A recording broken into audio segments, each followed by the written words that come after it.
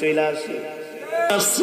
যায়িকাতুল মাউত ওয়া ইন্নামা তুওয়াফাউনা উজুরাকুম ইয়াওমাল কিয়ামাহ ফামান যুহযিহা আনিন নারি ওয়াদখিলাল জান্নাতা ফাকাদ ফাজ ওয়া মাল হায়াতুদ দুনিয়া ইল্লা মাতাউল গুরুর।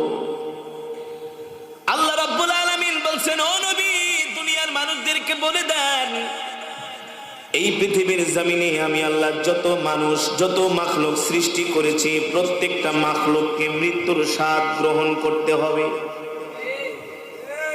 মৃত্যু থেকে কেউ বাঁচতে পারে না, আমরাও বাঁচতে পারবো না, ঠিক কিনা বলেন?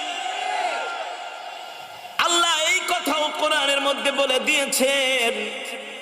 যুবক বাবা, ভাই বোনাই বানায় বানায় বলছি না, আল্লাহ জানেন কোন মানুষই মরতে চায় না। মরতে চায়?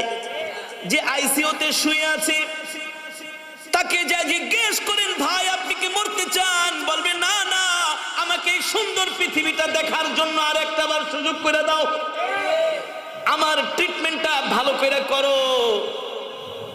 মানুষ যদি জানতো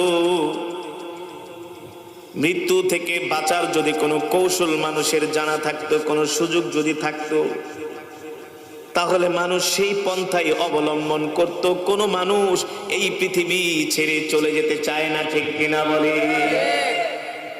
বিশেষ করে যারা পাপিষ্ঠ তারা, আর যারা নেককার তারা বলে আল্লাহ নেক হায়াত দেন, কারণ হাদিস শরীফের মধ্যে মৃত্যু কামনা করা নিষেধ।